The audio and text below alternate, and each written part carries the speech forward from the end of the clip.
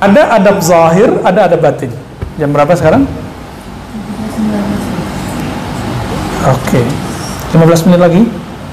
Baik. Adab zahir Quran. Baca Quran ya. Yanbaghi yakuna 'alal wudu. Satu wudu, catat. Catat yang bawa catatan. Satu berwudu. Wa ala hayatil adab qa'iman lisan. Beradab apakah jika berdiri ataupun sedang duduk. Jadi kalau baca Quran sebaiknya tidak bersandar. Sebaiknya. Tapi kalau punggung sakit nggak apa-apa boleh sandar. Hilang dikit kita ini lagi maju lagi. Gitu ya. Coba usahakan kalau kita wiridan baca Quran, pegal hanya sebentar saja, nyandar, lalu kita kembalikan. Kalau kira punggung udah enak, kita balik lagi. Kenapa? Kita sedang dikirimi surat oleh yang punya alam semesta. Ya. Wa afdaluhu ma yuqra fi salati qa'iman. Yang paling afdal Quran itu dibaca lagi berdiri dalam salat. Itu baca paling afdal. Maka berdirinya gimana? Gitu ya. Nah, jadi antum kalau nggak bisa ala mazhab Syafi'i, mazhab Hanafi tangannya. Gitu ya. Baca Qurannya kalau berdiri. Kecuali kalau nggak hafiz Quran baca. Nah, saran saya beli Quran yang besar, lalu ada standing yang kuat, taruh di depan. Gitu, ya. Guru saya yang tadi yang saya sebut Syekh Ahmad Darwis itu kalau baca Quran bisa 2 jam, 3 jam dalam sholat. Beliau hafiz Quran, tapi kalau baca Quran dalam sholat dia taruh Quran depannya. Gitu. Qala alaihi salatu wassalam, man qara'a al-Quran aqalla min 3 lam yafqah. Nah, maka yang kedua, tidak terburu-buru membaca Quran. Maksudnya apa? Ini tergantung kemampuan. Ada orang yang mampu khatam Quran sehari semalam. Ada yang sanggup 3 hari. Ada yang sepekan. Ada yang 2 pekan. Ada yang sebulan. Tergantung kondisi. Ini kalam Imam Nawawi dalam kitab At-Tibyan yang diajarkan Laura Ali di Ribat, ya, di Ribat Ciputat. Nah, silakan dilihat. Jadi ini bukan melarang baca Quran sehari satu khatam, enggak. Karena ini hadis asbabul wurudnya untuk Sayyidina Abdullah bin Amr. Sedangkan Utsman bin Affan sehari qabla Ramadan 8 kali khatam. Antum bisa bayangkan sehari 8 kali khatam, coba dibagi. Jam cuma 24. Dia khatam 8 kali. 24 bagi 8 berapa jam? Dalam 3 jam. 1 jamnya dia khatam 10. 3 jam 30 juz. Itu gimana caranya? Dia masuk kepada alam Quran. Kalau masih pakai alam ini nggak bisa. Harus gitu ya. Dalilnya apa? Inna anzalnahu fi lailatul qadar. Itu dalilnya. Sesungguhnya kami turunkan Quran semua, otomatis semuanya pada malam Lailatul Qadar. Ulama mengatakan turunnya ke langit dunia. Tapi kalau saya enggak, ulama sebagian turunnya ke qalbu Nabi Muhammad SAW. Tapi dikeluarkannya Jibril, maka dikeluarkan sedikit-sedikit selama 20 tahun lebih. 22 tahun ya? 22 tahun 2 bulan 20 hari. Itu kan hitungan takriban, lebih kurang begitu. Karena ada ulama yang mengatakan Nabi itu di Mekah bukan 13 tahun tapi 10 tahun. Wallahu a'lam bishawab.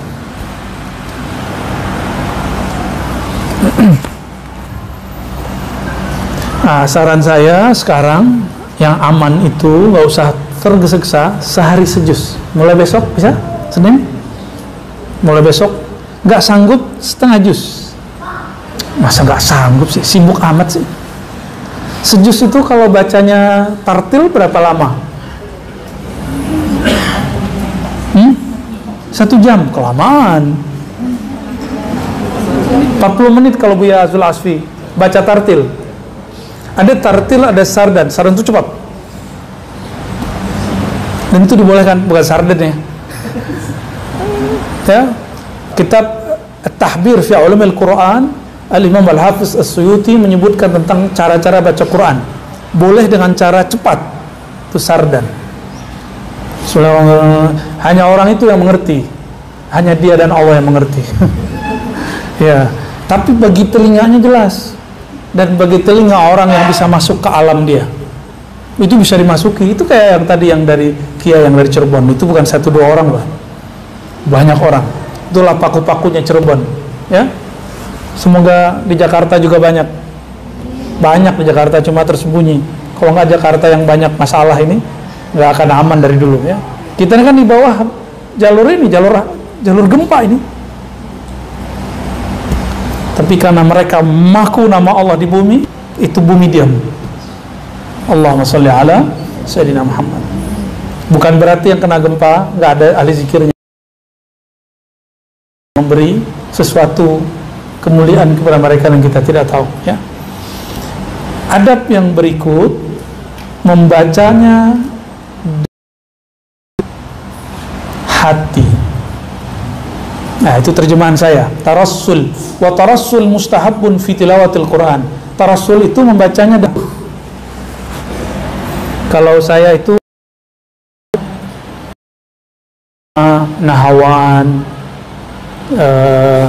apa namanya, satu lagi itu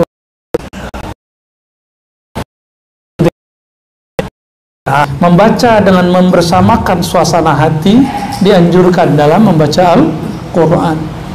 Wa qala sallallahu alaihi wasallam, inna hadzal Qur'an nuzila bihuznin fa idza qara'tumuhu fatahazanu. Quran itu diturunkan dengan suasana hati yang sendu, syahdu, maka bacalah Quran dengan kesyahduan. Jadi boleh juga diterjemahkan tarassul itu membacanya dengan syahdu. Jangan bacanya seperti antum, kalau nggak syahdu dengan jangan sudes, jangan baca kayak sudes. Itu Syuraim, bismillahirrahmanirrahim, alhamdulillahirabbil alamin. Orang kita baca begitu pusing, kecuali sudah biasa. Syekh Syuraim, Syekh Sudes baca begitu nikmat, bagi dia syahdu.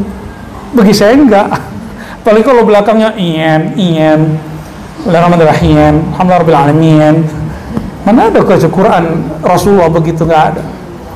Ya, karena belajar lewat MP3 dan YouTube, nggak telaki kepada ahlinya, ya.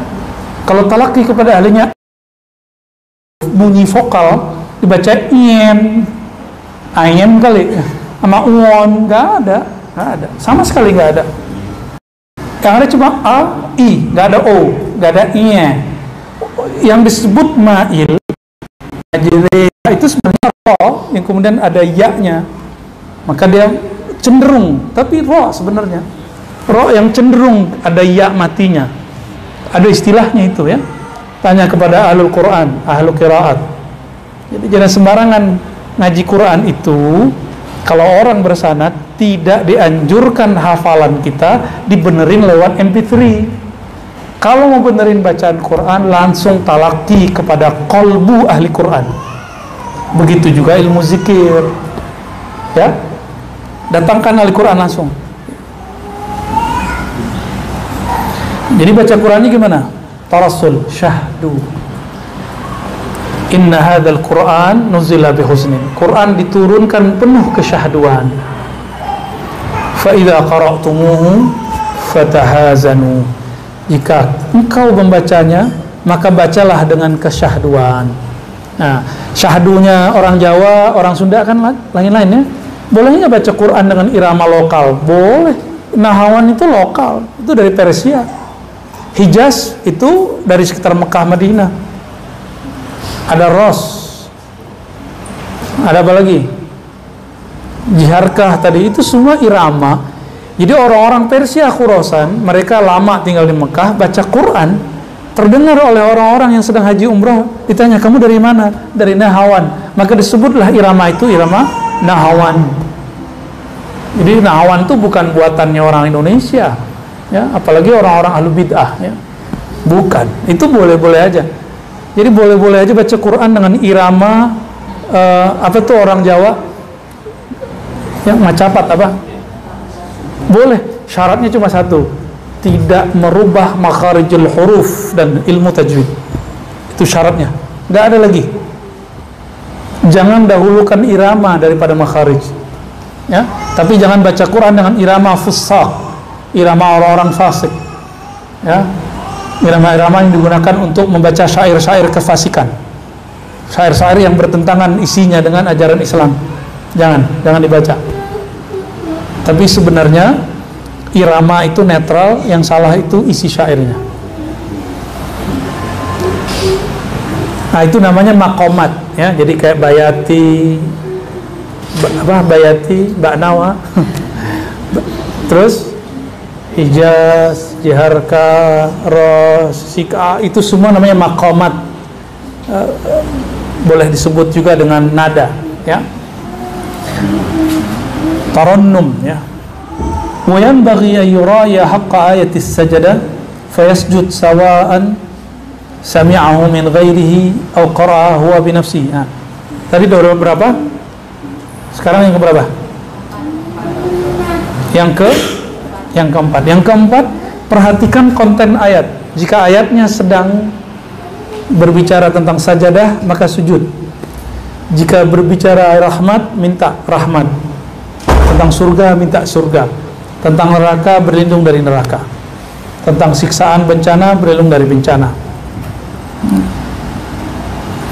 Wa fil Quran, di Quran itu ada 14 sajadah. Wa fil hajj sajadatani wa laysa fis sad sajadah, ya. Tapi tidak ada dalam surat sad sajadah. Ini mazhab Imam Al-Ghazali. Dikit lagi, adab batin, ya, adab batin. Yang bagi an takuna qira'atuhu bi ta'zimin wa tadabbur. Sebaiknya membacanya dengan ta'zim dan tadabbur. Kenapa? Membayangkan, merasakan siapa yang mengirim. Ini adab batin pertama. Fa inna Allah ta'ala lattafa bi khalqihi fi nuzuli an 'arsy jalalihi ila darajati ifhami khalqihi hatta awsala kalamahu alladhi huwa sifatu dhatihi ila ifhami khalqihi wa kaifa tajallat tilka sifah fi tayyi huruf aw aswat. Kalam Allah dalam ilmu akidah tidak berhuruf dan bersuara. Supaya apa? Huruf suara itu wadah dari kalam zati. Jadi kalam itu kalam. Bicaranya Allah itu ada zati, ada wasfi. Dari wasfi ini baru turun menjadi biharfin wa sautin. Tapi kalam zatnya Allah tidak berhuruf dan tidak bersuara. Itu puncak ma'rifat. Ketika kemudian diturunkan kepada makhluk, makhluk tidak akan sanggup menerima kalam yang tidak berhuruf. Maka Allah berilah wadah kalam itu dalam bentuk huruf. Maka huruf ini juga ummatun minal umam, juga umat-umat di luar umat manusia. Ada malaikat, segala macam, ya. Huruf makhluk. Tapi kalam zat Allah tidak makhluk. Ya, disinilah kelirunya Ibnu Taimiyah yang mengatakan bahwa huruf itu qadim. Huruf itu tidak dicipta, itu keliru besar. Kalam Allah tidak dicipta, kalam zati. Tapi kalau sudah jadi bismillahirrahmanirrahim, jangankan Allah, kita aja berusaha menciptakan bunyi ba, bertemu dua bibir, maka keluar dua huruf mim dan ba. Benar nggak? Cuma dua huruf yang keluar lewat bibir. Coba tak bisa pakai tutup. Coba catat, tutup mulutnya, nggak bisa. Cuma dua huruf yang keluar lewat dua bibir, ma, ba, ya, mim, ba. Jadi apa rahasia huruf? Ini kata Imam Ghazali nih. Allah turunkan kalamnya, kalam zatnya, tidak berhuruf suara. Lalu Allah bungkus dengan wadah namanya huruf. Makanya huruf itu dia ada seninya, ada ilmu sendiri disebut ilmu tajwid. Belakangan oleh orang tidak masyhur lagi nama ilmu tajwid, disebut tahsin. Tapi saya masih menyebutnya tajwid karena al-asal fil ism ilmu tajwid. Ya, kalau di pesantren kita gunakan istilah tajwid aja, amifalah, ya. Ya, kita nggak usah gunakan istilah-istilah umum. Ini istilah yang sudah dipakai ulama. Tajwidul Quran. Tajwidul Quran yaitu ilmu memberikan hak huruf sesuai dengan yang dicontohkan baginda Nabi Muhammad sallallahu alaihi wasallam. Jadi antum kalau baca Quran sembarangan berarti tidak memberikan haknya. Itu juga berbahaya kalau sudah tahu ilmunya. Oke. Dari kalam tidak berhuruf bersuara, lalu Allah bungkuslah dengan wadah namanya huruf. Maka dalam alif, lam, mim di situ ada asrar, rahasia-rahasia yang hanya ahlinya yang faham. Ya, kalau kita nggak paham cukup katakan wallahu a'lam bis-shawab, ya. Nggak usah ingkari kalau ada orang yang faham. Walaula statara kunhi, kenapa Allah kunci sir itu di dalam huruf? Seandainya kalam Allah diturunkan tanpa huruf, jangankan antum, aras pun hancur. Apalagi langit bumi runtuh. Inilah makna lau anzalna hadzal Qur'an ala jabalin la ra'aitahu khashi'an mutasaddiya. Kalau aku turunkan Quran kepada langit, kepada bukit, itu bukit hancur. Itu bukit hancur. Ada yang lebih kuat badannya dari bukit, gunung? Gunung bahannya apa? Batu. Dulu bumi itu goncang, maka Allah ciptakan gunung, lalu buminya langsung diam. Kenapa kemudian diciptakan gunung? Karena gunung itu kemudian dibuat ada tempat ledakannya, baru keluar. Karena bumi itu di dalamnya ada bara api yang disebut dengan istilah-istilah ilmiah, dengan istilah yang rumit. Apa namanya? Lava, kayak nama kartun ya. Magma, macam-macam namanya. Nah, seandainya satu huruf saja diturunkan kepada langit, hancur, luntuh. Sekarang diturunkan ke baginda Nabi Muhammad SAW. Antum kira siapa Nabi Muhammad SAW? Siapanya Allah itu Nabi Muhammad SAW. Jadi jangan lagi ngomong bukan Muhammad yang di Madinah itu. Itu orang nggak ngerti ma'rifat al-Muhammadi namanya. Ruh Ahmad, Nur Muhammad, Muhammad bin Abdullah, huwa sawa. Ruh Ahmad, nafakhtu fihi min ruh Ahmad. Nur Muhammad, Allahu nurus samawati wal ardh, mathalu nurihi ay mathalu nur Muhammad, kama qala Sa'id bin Jubair. Dan Muhammad bin Abdullah yang mengatakan dirinya ana Muhammad, ana Ahmad. Masa orang ngaji ma'rifat gak tahu hadis ini? Saya masih dengar di kampung-kampung di daerah kita kan sering lah, Buya ini nggak ngerti ma'rifat. Bukan Muhammad yang dikubur di Madinah itu, Muhammad yang di dalam ini, ada Rasul di dalam diri ini. Ya salam. Kalau Nur Muhammad ada dalam diri antum, tapi kalau Rasul nggak ada dalam diri kita.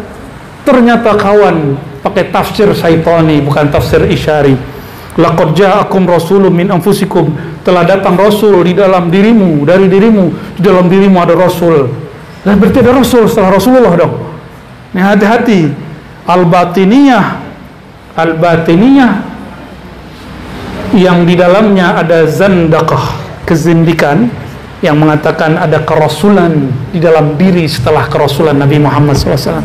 Hati-hati, nggak boleh. Siapa yang sudah terlanjur mengatakan itu, bertobat kepada Allah, karena Rasulullah SAW mengatakan la nabiyya ba'di, tidak ada nabi setelah, yang ada cuma pewaris. Maka ada nur waras di sini.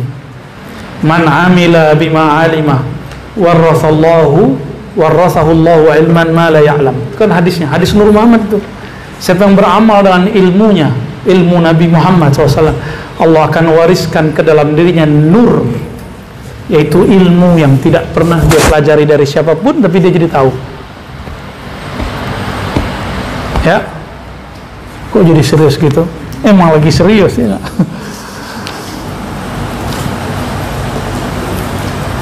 Walau lastataru kunhi kamali kalamihi bikiswatil huruf lama thabata lisama'il arshi lisama'il kalami arshun. Kalau bukanlah karena Allah membungkus kalamnya dengan huruf dan suara, aras pasti lama sabata, tidak lagi ada. Lama sabata itu hilang, dia sudah hancur. Kan Allah berkalam ke aras, diturunkan Lauh Mahfuz, diambil Sayyidina Jibril, lalu dikalamkan ke zahirnya Muhammad bin Abdullah sallallahu alaihi wasallam. Tapi sebenarnya Allah sudah duluan berbicara lewat Ruh Ahmad, Nur Muhammad sallallahu alaihi wasallam, sudah duluan. Makanya Sayyidina Jibril itu antara bingung-bingung sendiri sebenarnya, ya. Disuruh ngajarin Nabi Muhammad, yang diajarin sebenarnya udah tahu. Ya, makanya kalamnya Iqra. Sayyidina Jibril pakai adab, Iqra. Karena dalam paham Sayyidina Jibril, Nabi Muhammad sudah ada Quran dalam dirinya. Muhammad Iqra. Apa kata Nabi? Nabi Qari. Masih Muhammad bin Abdullah. Beliau belum kembali ke sebelumnya. Maka inilah rahasianya punya masalah. Diapain sama Rasulullah? Didekap sampai nafasnya begitu. Ternyata kalau kita ada masalah, kita akan dibukakan makomat setelahnya. Ini rahasianya. Ya, jadi kalau ada masalah, kul subhanallah, kul Allahu akbar, itu hari rayanya muridin. Masalah itu hari rayanya murid. Ya, Lailatul Qadarnya guru. Ya, bagi guru masalah itu Lailatul Qadar, bagi antum hari raya muliaan mana? Ya, bahagia mana? Masalah tuh nggak mesti buruk, bisa yang baik-baik, itu masalah juga. Ya, orang miskin masalah, orang kaya juga masalah loh. Nggak sanggup untuk menerima dan mendengarkan Al-Quran. Ya, walaula tasbitullahi ta'ala Musa, kalau bukanlah Allah menguatkan Sayyidina Musa, lamma ataqa sama'a kalami, Nabi Musa nggak sanggup dengar. Kama lam yutiqil jabal mabadi tajallihi haitsu sara dakka, sebagaimana gunung tidak sanggup menerima nur kalamnya. Wal yakun, adab yang kedua secara batin, ta'zim al-mutakallim hadiran fi qalbihi musawiqan lahu fi qiraati, ya, wa yazunnu anna Allah mukhatibu bidzalik, ya. Hendaklah menghadirkan yang menurunkan kalam ketika berbicara. Jika tidak, hadirkan Sayyidina Muhammad SAW. Jika tidak, hadirkan guru kita yang dulu mengajarkan Al-Quran. Jika tidak, hadirkan guru zikir. Ini yang disebut rabitah. Jika rabitah ada dalam ilmu Quran, kenapa dalam Thariqah Naqsyabandi, dalam Thariqah Samani dibid'ahkan, dalam Syazili Qadiri dilarang? Ya, yang melarangnya ulama lagi katanya. Ulama inti baru orang baru kemarin sore kali, ya. Ini namanya rabitatu ahlil Quran. Al-Quran itu zikir, sama dengan rabitatu ahli zikir. Jadi boleh. Rabitah itu bukan mamnu, tapi masyru'. Wa yakuna hadiral qalbi tarikan li hadithin nafs mutadabbiran li qiraatihi. Hadir hati saat membaca, meninggalkan gangguan-gangguan kalam dalam hati, mentadabburi apa yang dibaca, berusaha memahami apa yang dibaca, ya. Wa huwa yastawdiha min kulli ayatin ma yaliku biha mutakhalliyan an mawanil fahmi. Jadi kalau mau baca, hilangkan yang lain, ya. Jangan sembari nyetir, sembari dengerin ini, sembari berolahraga, jangan. Dengerin Quran pakai adab, ya, pakai adab. Sekelas Nabi nyuruh Ubay bin Ka'ab baca Quran, Nabinya duduk dengan tenang. Padahal kalau mau beliau santai-santai aja toh. Oleh karena itu mohon maaf, walaupun saya tidak melarang nyetel Quran di masjid lalu dikeraskan sebelum azan, tapi saya tidak menganjurkannya. Kalau mau cukup dengan sholawat, ya. Bagi mazhab tertentu makruh, tapi kita tidak membid'ahkannya, cuma kurang menganjurkannya. Kenapa? Khawatir mengundang dosa kepada, atau su'ul adab kepada siapa? Kepada masyarakat sekitar, ya. Kecuali sebelum subuh, karena sebelum subuh orang nggak beraktivitas apa-apa. Oleh Imam Ibn al-Arabi al-Ma'afiri itu dianjurkan malah, itu membangunkan orang sebelum subuh, ya.